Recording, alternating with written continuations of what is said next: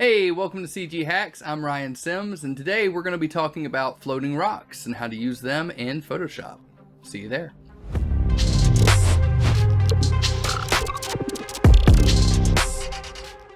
Alright, so here we are in Photoshop. We have this nice image of Ray here, and so we're going to start building out a scene here in just a moment with the different types of floating rocks. So before we jump into that, let's actually hop into Adobe Bridge and show you the different kinds of floating rocks that we have.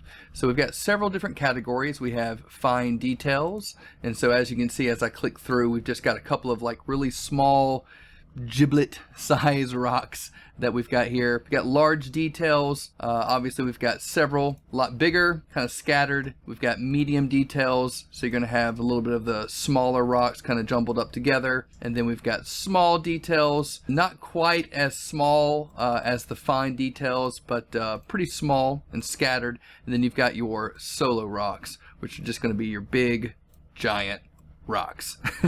So I actually think I've got a couple of ways that I'm going to try to do this. I might actually use one of these rocks to replace the current rock that's in there. I think, yeah, that's what I'm going to do. I'm going to actually look through real fast and see if there's a rock that I would like to use for that. I may just use this top one right here. So let me go back into Photoshop and kind of show you what I'm thinking here. So right now she's sitting on this rock. I actually think I'm going to take that out and show you how I kind of added the shadow and the highlight. So let me find that layer real quick. It's right here. Got rocks and stones, and then there are my my darkened shadows and my highlights. So I'm just going to highlight all of those and delete them. So now that we've done that, I'm going to jump back over into Bridge, grab my rock. I'm going to drag it over and put it right here, right behind Ray and everything else.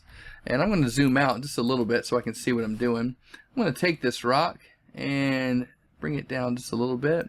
Now I might rotate it and kind of see if there's a better angle that I like. Maybe something like that might be a little bit more appropriate. And then just kind of resize it to kind of get it to fill up the bottom part of the frame here. Something like that. And hit enter. And you can tell that the lighting already seems to match the image a little bit, but I think we can enhance that a lot more. So probably what I would do is I would add a new layer by hitting Control-Shift-N. And I am just going to name this layer Highlights, if I can spell it. And then I'm going to check this little box right here just to clip these highlights to the floating rocks layer. Hit OK. I'm going to leave it on normal at first so I can see what I'm doing, and then I'm going to change the blending mode to something else. And so what I'm going to do is I'm going to hit the I hotkey to bring up my eyedropper tool, and I'm going to sample from this color right here in the lightsaber. And with that color selected, I am going to paint with my brush. Hit the B hotkey to bring up your brush. And I am just going to keep my brush probably around that size and just kind of lightly paint over the outskirts of this rock, just a little bit. Sometimes I like to do this in normal mode. That way I can actually see how thick this blue or whatever color it is I'm going to be painting with is going to affect the object before I change the blending mode. I'm just going to fade it in just a little bit. And let's just say that, you know, I'm happy with that. If I'm happy with that, I'm going to go over to the blending modes, and I'm just going to start playing around with the blending modes. Normally I like color dodge, but let's cycle through and just see what other options we have. Sometimes overlay works really nice. If you duplicate it, you can increase it that way. So I'm thinking either color dodge or overlay. Let's click on color dodge. Let's say I like that, but maybe I feel like it's a little too heavy. I might be able just to click into this layer by double clicking. And in this layer style menu, I'm going to go over to the blend if settings and mess with this slider right here and just kind of drag it over just a little bit. And I'm going to watch my highlights that I painted in and see them kind of fade in, fade out.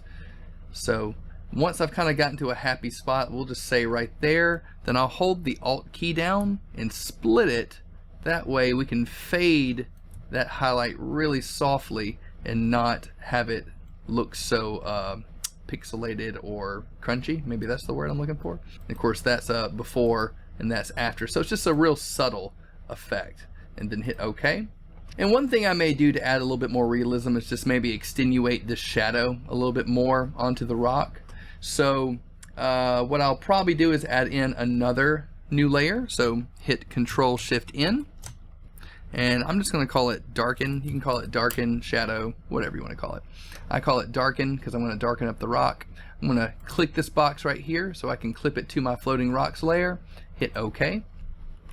And then I'm going to go over to my brushes. I'm going to select a black color, hit my B hotkey to bring up brush, and I may change the flow down to like 15%, just something so I can kind of lightly do this, and just start up where Ray is and just kind of lightly paint downwards, kind of filling in this little area, making sure it's a little bit darker towards the top but kind of fading it out towards the bottom, something like that. And you can see a quick little before and after, already making a huge difference there. And if I want those highlights to be a little bit stronger, I can just double click into that darken layer, and instead of going right here, we'll start on the opposite end where the highlights are and drag this over just a little bit. Now you can drag it over really extreme so you can kind of see a little bit more of what that would do. Sometimes it helps to get a good eye helper what you're going to do there.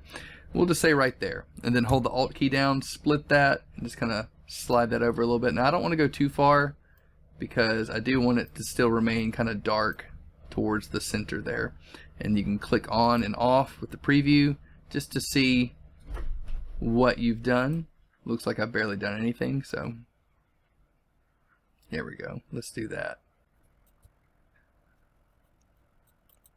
So now that we've done that, I think it would be really good if we add some more depth and more rocks to this image. So I'm going to add them at first behind Ray. So let's start behind Ray. So let's go into Adobe Bridge, and let's start with some medium-sized rocks. Let's grab these right here. Let's just drag and drop those in, and we can kind of resize them up just a little bit. Maybe spin them around, bring them up a little bit. And I actually need to make sure they're not just behind Ray, but also behind some of these other items as well. So let's take this item and drag it down even further to make it mesh well with everything else we've done. Maybe even below the rock that she's currently sitting on. There we go. You see a little before, after, and already we're starting to see a huge difference, right? I mean, just huge difference in this image. Now, these rocks are behind her, so if we want to say have some even further back rocks, then maybe we can drag some rocks in and maybe blur them in the background. So let's go back into Bridge. We could say grab some bigger rocks. I don't want it to be too many. I don't want it to be too distracting. Why don't we grab some of these rocks right here? So let's grab those, drag it in. I'm going to put those in the background. And this is just to add some depth to the image. Now I don't want them in the foreground, I want them more in the background. So I'm going to hit OK. I'm going to drag them below this layer. That way they're behind those rocks. Control T to resize. I might resize them down just a little bit. Rotate it some. There we go. Bring it up a little bit higher. Something like that. And then hit Enter. Whenever I'm blurring an image, I could go up to Filter, Blur, and Gaussian Blur, but I actually like going over to Blur Gallery and Field Blur. I just happen to like the effects of Field Blur better. And so by default, it normally starts around this 15 pixel radius, which could work, but I like to crank it up a good bit. That way I can actually see what's going on, and that way we know that's way too much. So let's crank it back down. Let's start like around 30 or so. There we go. That way you can definitely tell that they're in the background. And you don't want to blur them more than your actual background is. So I might just bring it back down to 15 or 20 just to kind of see. Yeah, that way it's just showing we've got some that are definitely in the foreground because they're sharper, some that are a little bit blurred, and then we've got our really blurred background, and that just kind of gives you a little bit more depth. If we want to play around with the light bokeh effects or the bokeh color effects, by all means you can do that, but I'm probably not going to play with those too much. Just going to kind of leave it the way it is right there, and then hit OK. So real quick, we've just dragged a couple of rocks in, haven't even done that much to the image, and it's already looking so much more dynamic and cinematic, very Jedi-like. But we're not done yet. Let's add some to the foreground as well. So here's our ray layer. So I want to make sure it's above that. So I'm just going to click right here. That way it's the last layer connected to ray before smoke. So I'm just going to click right there. So anything I drag in will go above that layer. So I'm going to go back into Adobe Bridge. And this time let's maybe grab some small rocks. And I may also grab a big rock. We'll just grab this right here. Let's grab that, chunk it into the foreground.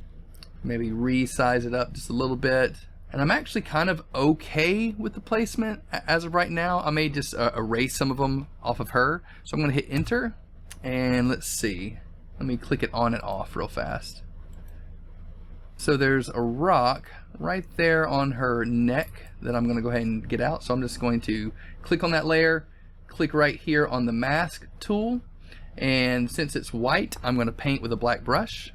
So I'm going to hit my B hotkey to bring up my brush and just paint this thing out. Of course, make sure that my flow is back at 100. There we go. Paint that rock out. And so just from that right there, I think we've added a lot more to the image. If I really wanted to go crazy, I would add one more. Go back into Bridge. Maybe go back up to large rocks and just kind of fill out the outer corners. So let's just say maybe something like this. I could drag this one in, maybe bring it right there at the bottom. Here we go. Hit that, hit enter. I could do the same thing, hit Control J and then Control T to bring up my transform box. And I could even drag it up to this other corner right here, since we didn't really get to see the other side of those rocks. And then hit enter. And since these are in the foreground, I could go back up to my filter, blur gallery, field blur, and blur these out even more since they're in the foreground. So I could probably crank that up, let's say 25, see what that's like. Maybe even 30, why not?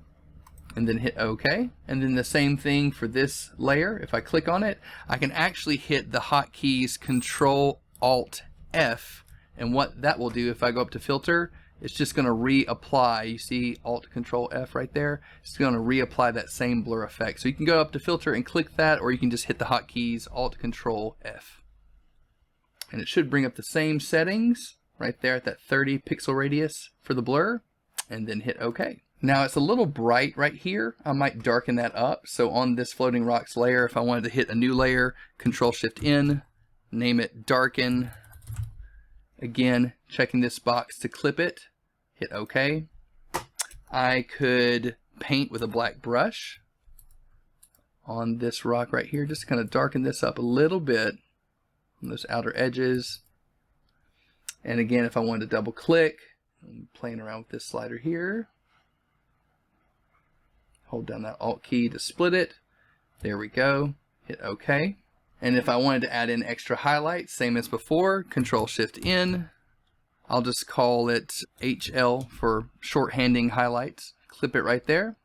Hit OK. Using that eyedropper tool, hitting the I hotkey, selecting that color right there. B for brush, and just kind of painting on that outer edge there to kind of show what that extra highlight would look like. Here we go. And then maybe changing that blending mode to something like color dodge or overlay. I think color dodge is really cool.